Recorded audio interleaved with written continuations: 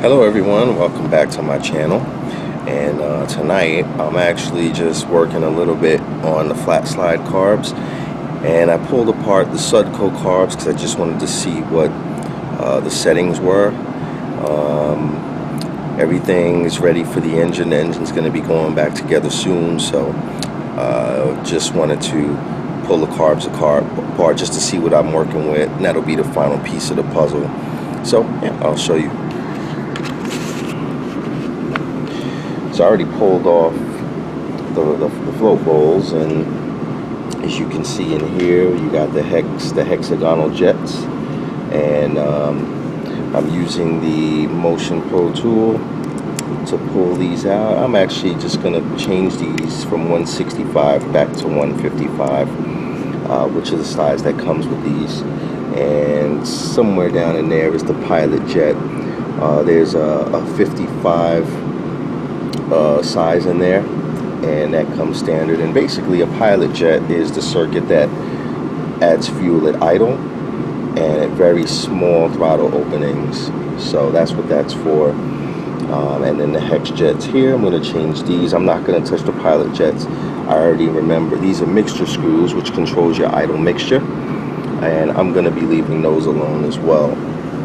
After that, I'm going to start working on these, and if you can see with the OEM carbs, there's an additional hole, and that's for what is called a starter jet.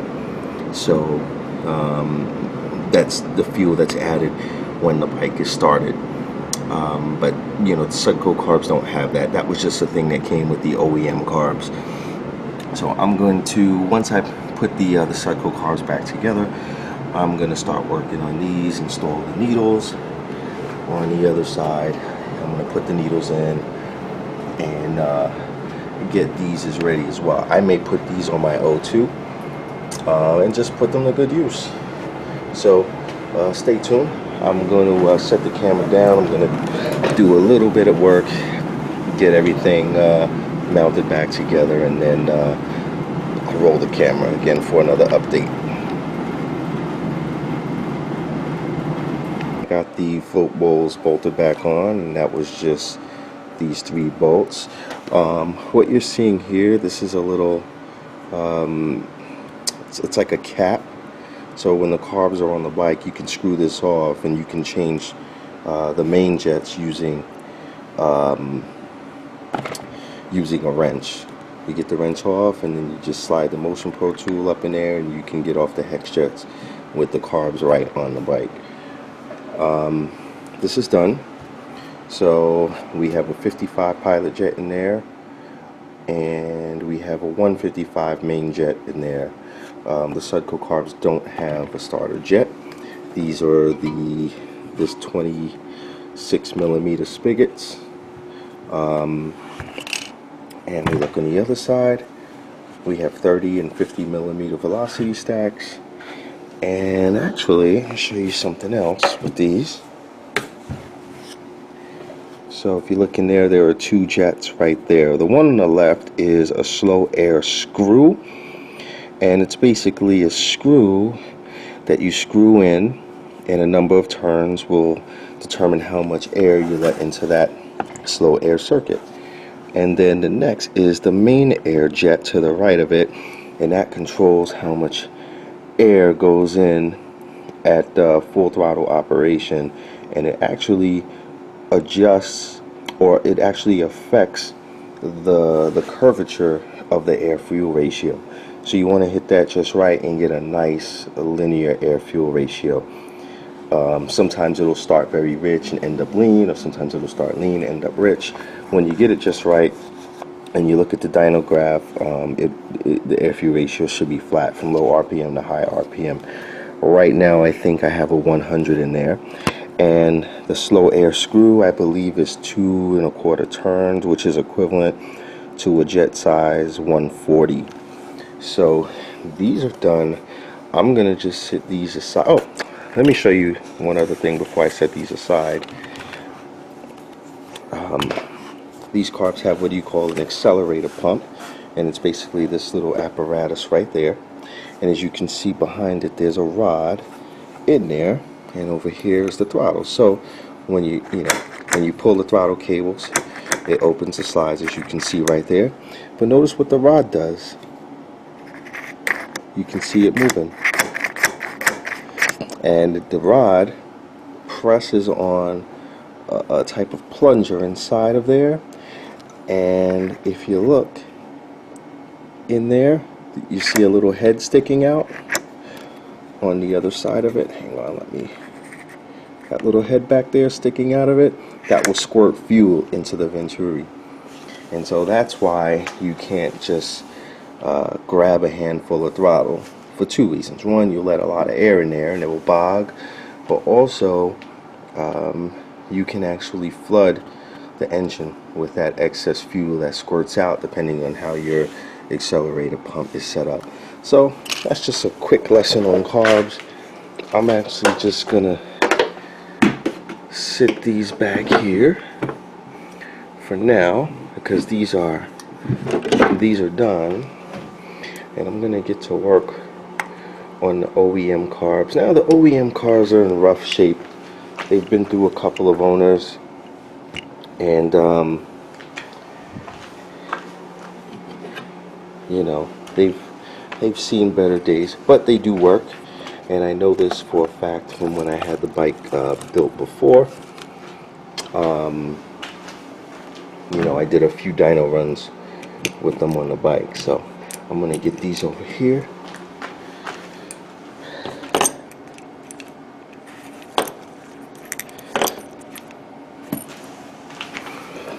And so, as you saw before in the other carbs, this is virtually the same, except this is the starter jet. The main jet will go here. It'll also be a hex configuration instead of the small jets, the small round jets. And over here will be the pilot jet.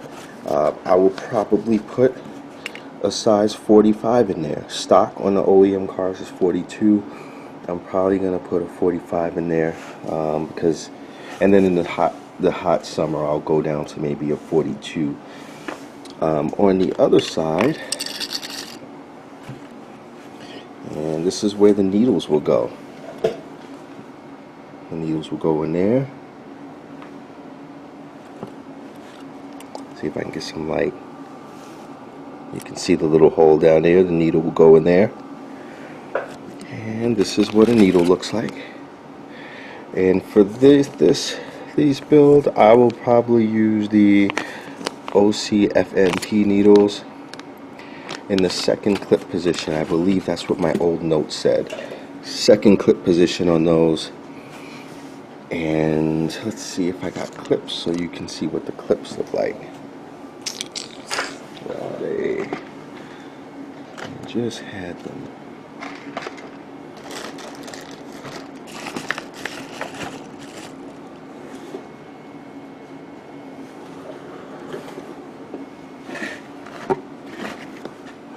I'll tell you what I'm gonna do is I'm gonna go ahead and start working on these, and then I'll let you see the needles once I get them ready with the clips, okay?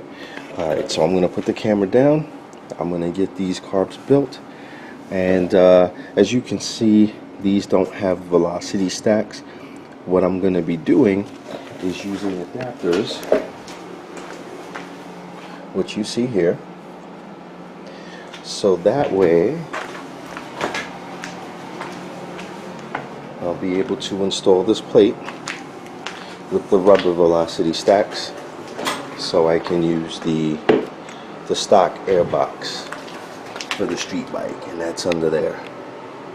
So that's just basically an overview. There's two ways to set up flat slides, and for a street bike and you don't have a race air box, you can use them for you can use them with the street air box. You just need the adapters, and they're not cheap. Those adapters are about $200, the same as the velocity stacks, but they work nice.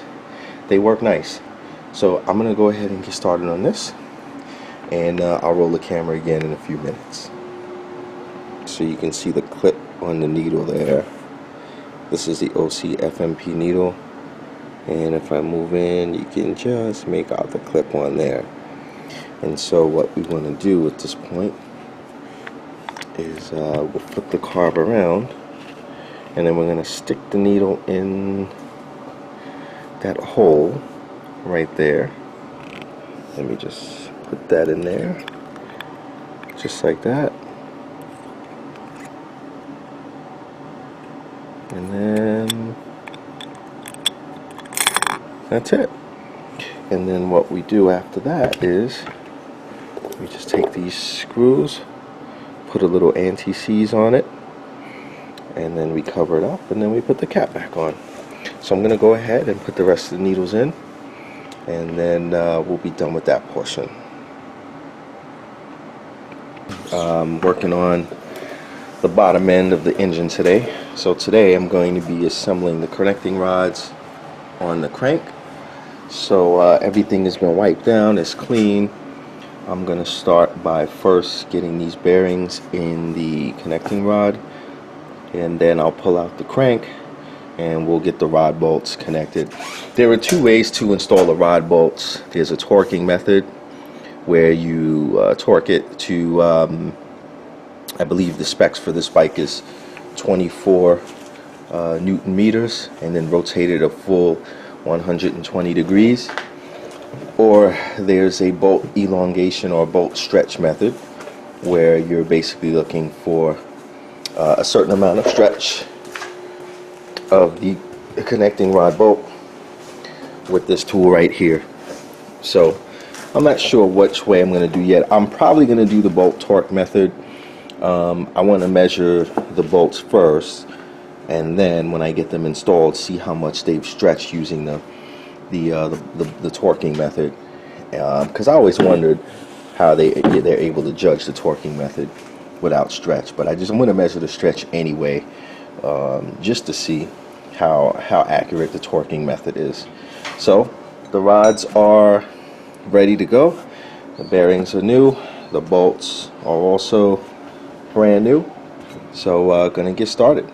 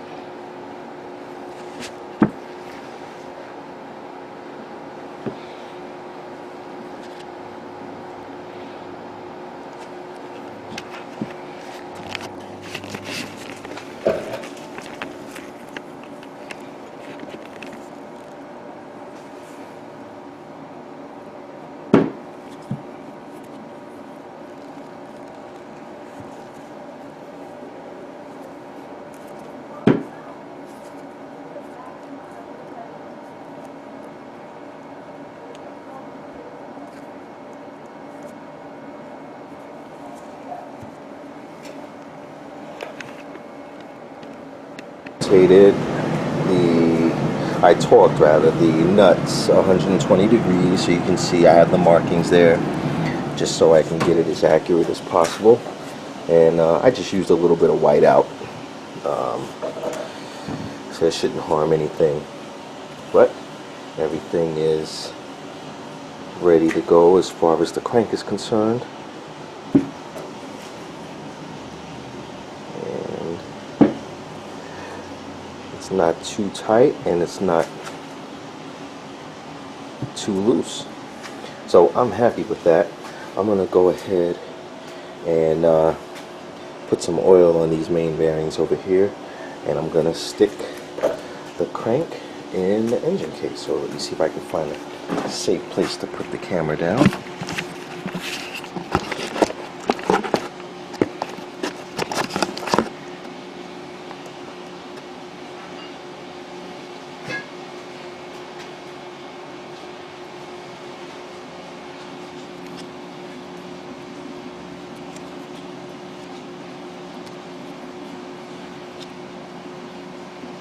I've already wiped down these cases already, so there's no debris on it.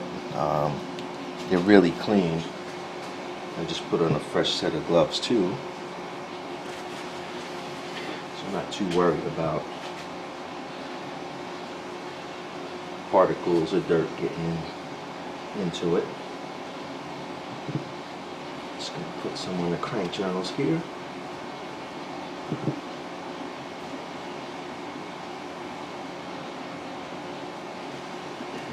It won't hurt here to have a little bit extra oil.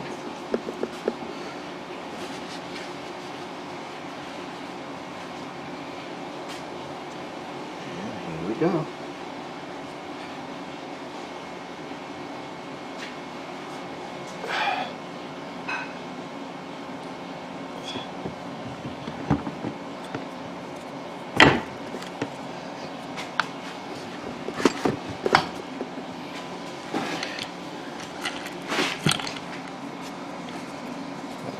Chain on.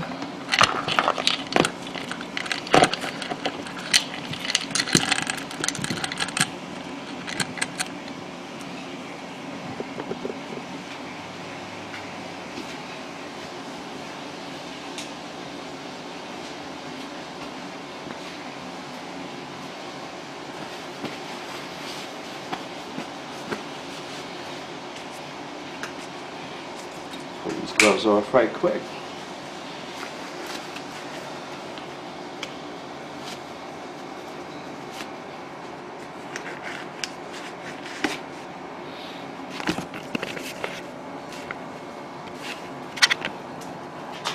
So there you have it. Assemble on the crank, and now we're just going to get everything ready. So I'm going to soak these transmission gears in some oil, and then double check everything, and then make sure this end of the cases are okay. Get some more assembly lube on the shift forks. Maybe dab that shift drum with some oil as well, and then put on the 3-bond, and we should be ready to go. So that's it for this update. Thanks for watching. The next update, I'll be putting the case halves together, and we'll start building this thing up from the bottom to the top. Thanks for watching. Oh, before I go, one last update. So you saw in the beginning of the video I was working on these carbs. I had to order some parts. I was missing a couple of the screws for the float bowls and for the needle covers, and I ordered some new main air jets. I didn't have the correct size jet for this. I had a 100. I want to put a 140 in there, and also a set of screws. I may use the screws to fine tune it. We'll see. But I ordered some spare parts for this. It should be here in a week or so. I'll get the carbs finished. But I should have another update on the actual engine build before we touch those carbs again. So next video, the two engine halves will go together, and then we'll start building this thing up. That's all for now, guys. Hope you enjoyed this brief update, and stay tuned.